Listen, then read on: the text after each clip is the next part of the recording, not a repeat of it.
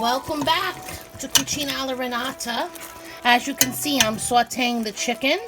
The boneless breasts are bite-sized pieces for our broccoli rabe over pasta today.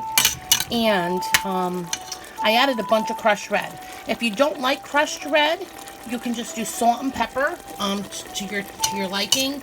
I always, saute the chicken in it. It just brings out its natural juices. I put a little bit of salt, maybe like a teaspoon, and the garlic's in there sauteing with the chicken. Now the chicken's just about done. I actually had quite a bit of crushed red in here. And what I do is once I add the broccoli rabe, I'll mix everything together, and you see the beautiful juices in here from the chicken. That's also going to just go right through, and it's steaming my phone up. My goodness. Let me lower it a little bit.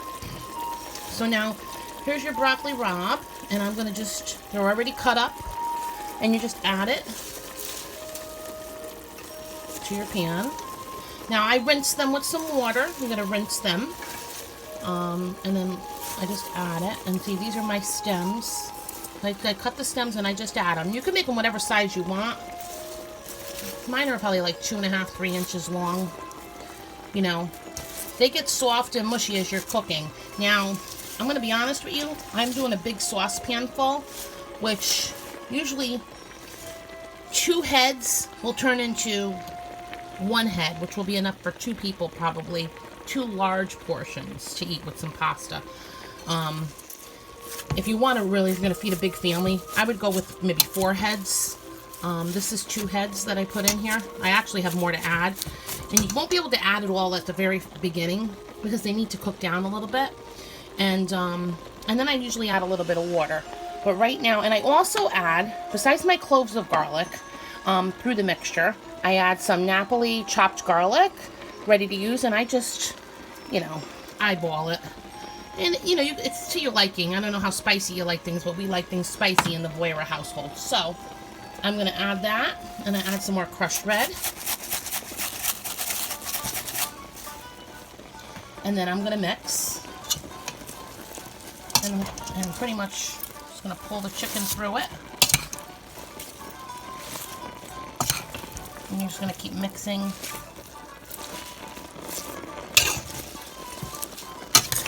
Until you get all the flavors of the chicken going through the broccoli rabe.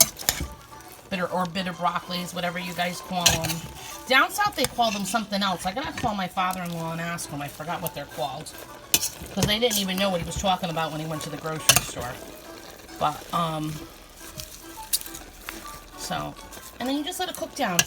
You could add, it makes its own juice, but I always add a little bit of water.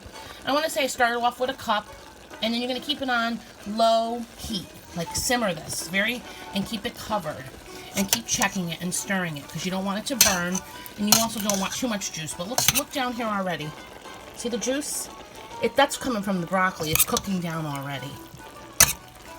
We didn't have that much juice with the chicken. It was just a little bit of oil.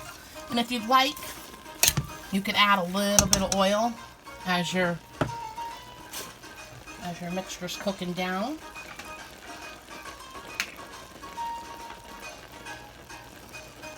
Well, I just add a little bit, another 1/4 cup. It gives it a nice flavor. And then I'll add some salt.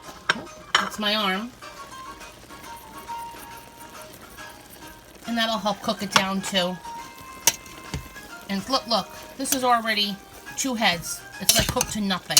That's why I said a good 4 heads for a nice, a nice family of 4 to 6 people over, a pound of pasta should be great. You can even make a little bit of extra pasta. And then you just toss this over the pasta. I'll show you when it's complete.